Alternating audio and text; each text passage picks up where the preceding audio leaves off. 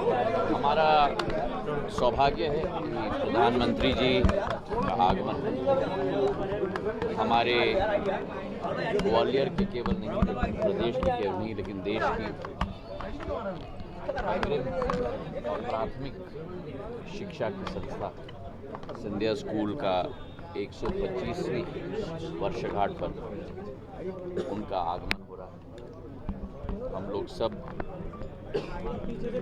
उनके कृतज्ञ हैं कि उन्होंने अपने वास्तव की व्यस्तता में अपना समय निकालकर हमारे संस्था में पधारे और केवल संस्था नहीं, केवल संस्था के हमारे सभी गणमान्य सदस्य केवल नहीं, लेकिन पूर्ण ग्वालियर उत्साहित है उनके स्वागत के लिए।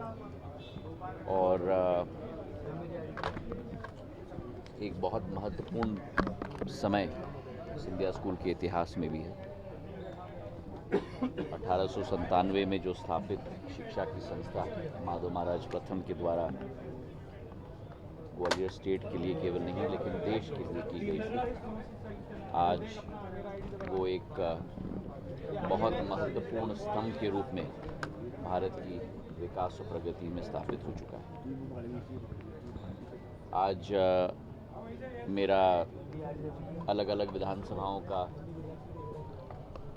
हमारे पोलिंग के कार्यकर्ताओं के सम्मेलन का दौरा की शुरुआत हो रही है।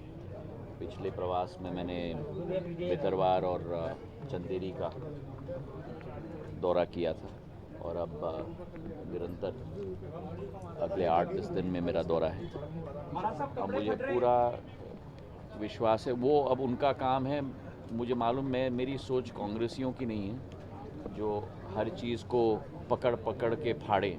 मेरी यही सोच है कि हमें अपने काम में अपना ध्यान देना होगा। उनको अपना काम देखना है, हमको अपना काम देखना है। मेरी सोच सदैव सकारात्मक रही है। मेरी सोच सदैव जनता के विकास और प्रगति और संगठन को मजबूती प्रदान करने की रही है। अपने इर्द गिर्द नकारात्मक तत्व कांग्रेस पार्टी के सदैव रहे, लेकिन जो समय हमें दिया गया है इस पृथ्वी पर, उस समय का सदुपयोग करके लोगों की आशाओं और आकांक्षाओं पर खड़े उतरना, मेरे पूर्वजों की तरह, मेरी आजी अम्मा की तरह, मेरे पूज्य पिताजी की तरह प्रधानमंत्री जी के पद चिन्हों और उनके दिखाए हुए रास्ते पर चल के हमें लोगों की सेवा, लोगों का विकास और लोगों की प्रगति, और यही आपने भी देखा है पिछले 20 वर्षों में, यही मेरी कोशिश है।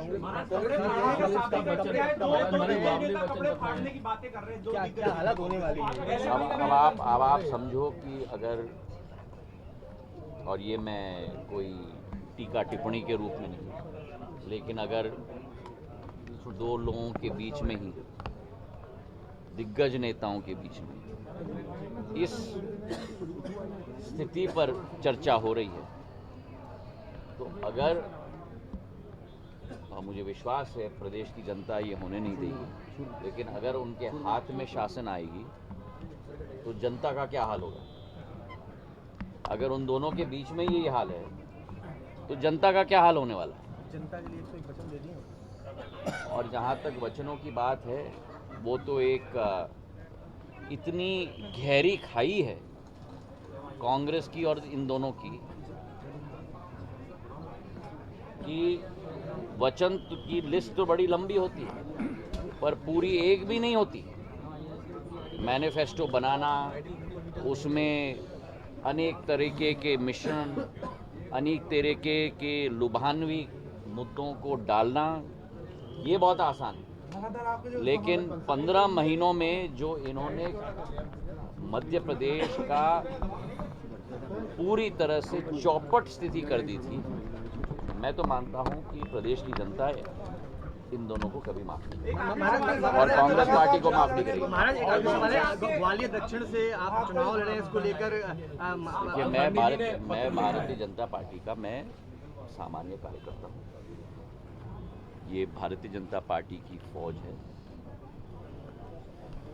जो भारतीय जनता पार्टी की संगठन तय करती है वो हर कार्यकर्ता को उसके आधार पर कार्य करना है।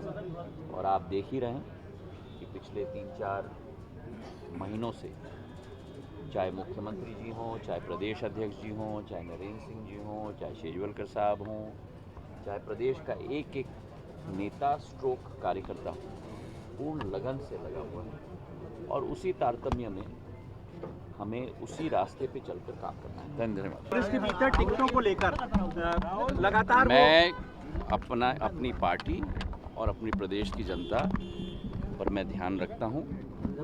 अपनी पार्टी की सेवा, प्रदेश की जनता की सेवा, ये मेरी प्राथमिकता है। कांग्रेस में जो हो रहा है वो उन्हें सलामत है। बीजेपी